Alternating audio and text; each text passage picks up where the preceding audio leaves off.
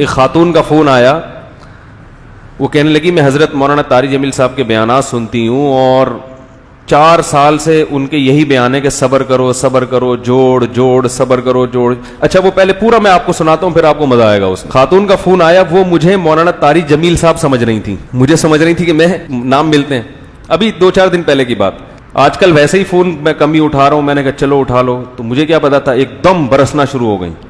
کہہ رہی ہے میں 4 سال سے آپ کے بیانات سن رہی ہوں, میرا گھر تباہ ہو گیا, میرا گھر اجڑ گیا, میرے برباد ہو گئی, میں یوں ہو گیا. تو میں نے کہا بیٹا یہ تو ان کا میاں کہیں دوسری شادی کر رہا ہوگا. اپنے آپ سے میں کہہ رہا ہوں, اپنے آپ کو بھی بیٹا کہہ سکتا ہے انسان, سمجھانے کے لیے نا, کہ تو یہ بیٹا باپ کی بات زیادہ سنتا ہے.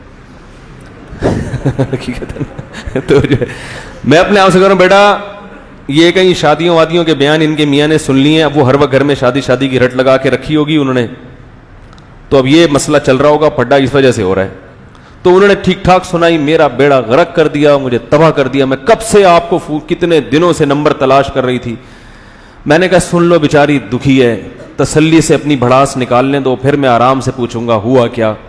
پوری بھڑاس انہوں نے نکالی. تو میں نے کہا وہ آپ کے میاں نے میرے شادیوں پہ بیانات سنے ہوں گے, اس وجہ سے آپ کہہ رہی ہیں نہیں شادیوں وادیوں پہ تو نہیں, وہ تو کرتے رہے, مجھے اس سے کوئی وہ نہیں ہے. میں نے کہا پھر کہہ رہے ہیں آپ ہمیشہ جوڑ کی بات کرتے ہیں, برداشت کی بات کرتے ہیں, جوڑ برداشت. تو اس جوڑ اور برداشت کی وجہ سے میرا میاں اور میرا سسرال مجھ پہ حاوی ہو گیا. میں برداشت کر کے ساس, جو پورے الفاظ تو میں ان کے نہیں بیان کر رہا, اس کو یعنی ظاہر اب الفاظ تو مجھے پورے یاد نہیں ہوں گے نا, جو ان کے جذبات اور ان کے الفاظ وہ اپنی بالمعنی روایت کر رہا ہوں, کہ وہ میں برداشت کر کے بھئی اگنور کرو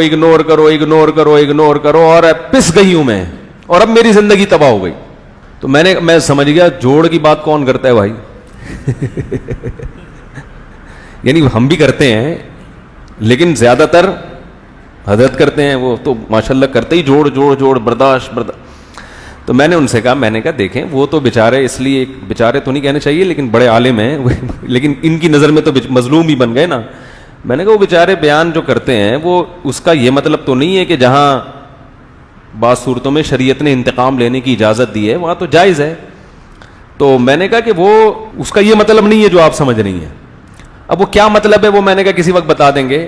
فی الحال میں آپ سے کہہ رہا ہوں کہ آپشن بی بھی ہے, آپشن بی بھی ہے کہ برداشت نہیں کرو. کیا خیال ہے؟ میں نے کہا اصل تو یہی ہے جیسے وہ کہہ رہے ہیں, کیونکہ آج کل جو معاشرے میں فسادات زیادہ پھیل رہے ہیں وہ عدم برداشت ہی کی بنیاد پہ پھیل رہے ہیں.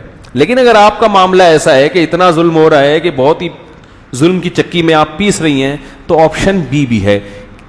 وہ کہہ رہی میں برداشت کر کے تھک گئی ہوں. میں نے کہا آئندہ سے برداشت بولو بھائی نہ کریں.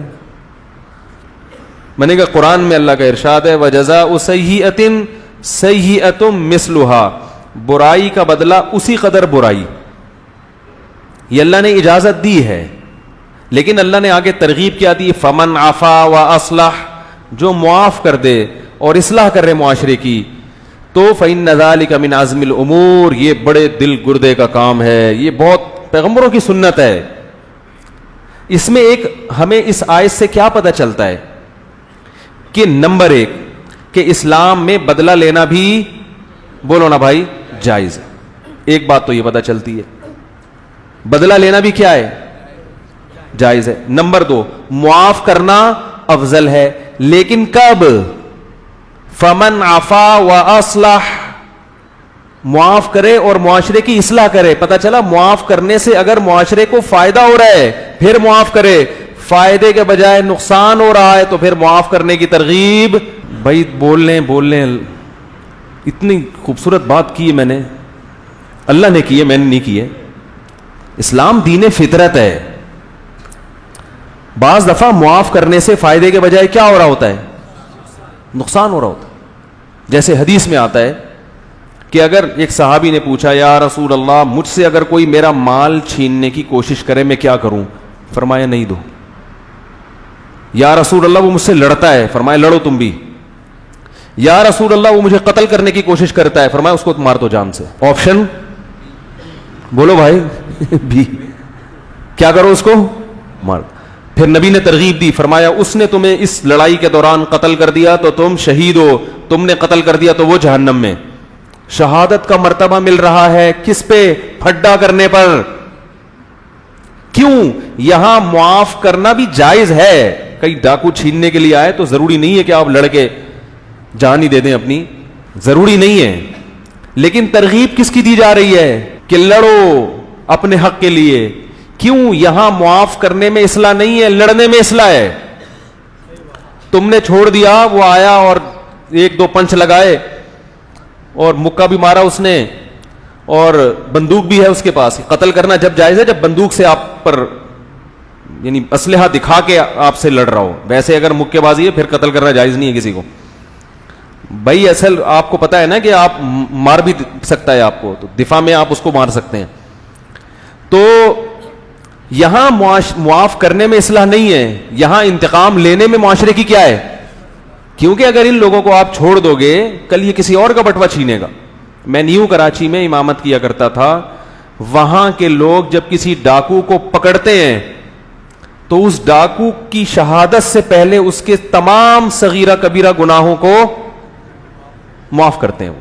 یہ ان کا اصول ہے. آپ چلے جائیں نیو کراچی میں, کوئی ڈاکو پکڑا جائے نا جس کے پاس بندوق ہو, تو وہ اس کے جتنے بھی کبیرہ اور صغیرہ گناہ ماضی میں علانیہ سرہ, ہاتھ سے گناہ کیے, زبان سے, آنکھوں سے, ہم جیسے دعا مانگتے ہیں نا اللہ میرے تمام صغیرہ گناہ کبیرہ گناہ جو چھپ کے کیے, جو علانیتاً کیے, جس کا تعلق حقوق لباس سے ہو, جس کا حقوق, سارے گناہ اس کے کیا ہوتے ہیں. کیونکہ حدیث میں آتا ہے مومن کو کانٹا بھی لگتا ہے تو اس کے گناہ معاف ہوتے ہیں. تو سوچو جب نیو کراچی والوں کی چترول لگتے ہوں گے اس کو, تو کانٹے سے جب گناہ معاف ہو رہا ہے کہ وہ اس طرح مارتے ہیں, وہ اس طرح مارتے ہیں. میں نے وہاں خود دیکھا ہے کہ اس کو پھر مار مار کے نا, ایک موٹر سائیکل چھیننے والا ڈاکو تھا, اس کو پکڑا, ہم بھی وہیں موجود تھے, اس کو لوگوں نے مار مار کے پتھروں سے جو جس کے ہاتھ میں آ رہا ہے مارا اس کو.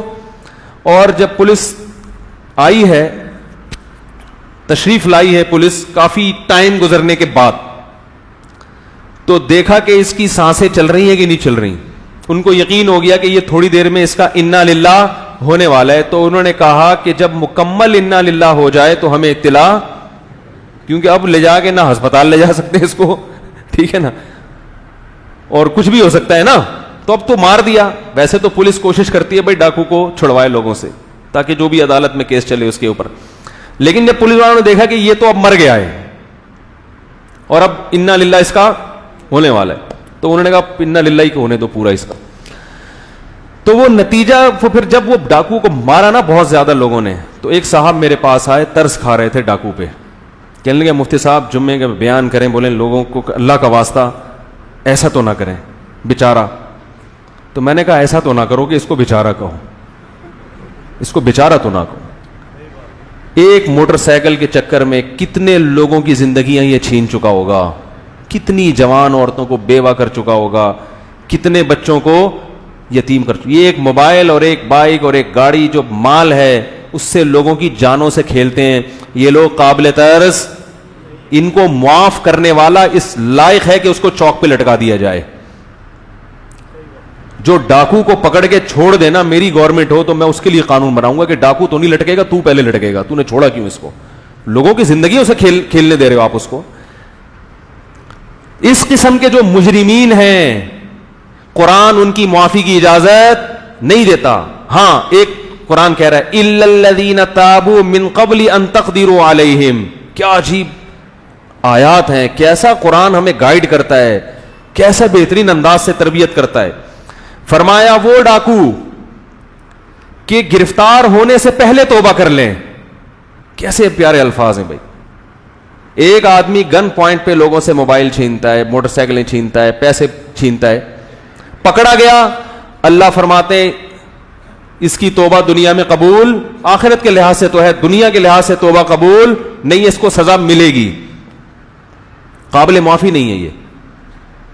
حتیٰ کہ عجیب بات آپ کو بتاؤں, جو لوگ گن پوائنٹ پہ لوگوں سے مال چھینتے ہیں, جن کو قطاع الطریق کہا جاتا ہے فقہ کی اصطلاح میں, جن کی قرآن نے سزا بیان کی ہے کہ جب یہ گرفتار ہو جائیں تو ان کو حکومت بھی معاف نہیں کر سکتی, اور جن لوگوں کا قتل کیا ہے نا انہوں نے, ان کے لواحقین بھی معاف نہیں کر سکتے. اگر قرآن میں ہر جگہ معافی ہی ہوتی, بس معاف کرنا ہے معاف کرنا ہے, تو قرآن ان سے معافی کا آپشن 100% ختم. یعنی گورنمنٹ کو اجازت نہیں ہے معاف کرنے کی ایسے ڈاکو کو. اسی طرح اس ڈاکو نے کسی کو قتل کر دیا ڈکیتی کے دوران, تو جو مقتول کے جو وارثین ہیں وہ بھی اس کو اگر معاف کر دیں تو بھی اس کو لٹکایا جائے گا. مشکل ہے بھائی. یہ آپشن بولو بھائی, یہ کون سا آپشن ہے؟ یہ بی آپشن ہے. یہ والا بھی ہے اسلام کا ایک رخ. وہ شکر ہے ہم نے اس خاتون کو صرف بی بتایا, سی والے کی طرف بولو بھائی. حضرت مولانا طارق امین صاحب, تو وہ ظاہر ہے مسائل کی دنیا ایک الگ ہے اور فضائل کی دنیا ایک الگ ہے. تو فضائل کو زیادہ فوکس کرتے ہیں, جو کہ کرنا بھی چاہیے, لیکن ہم تھوڑا سا یہ والا بھی آپشن بی اور سی کی طرف بھی لوگوں کی رہنمائی کرتے رہتے ہیں.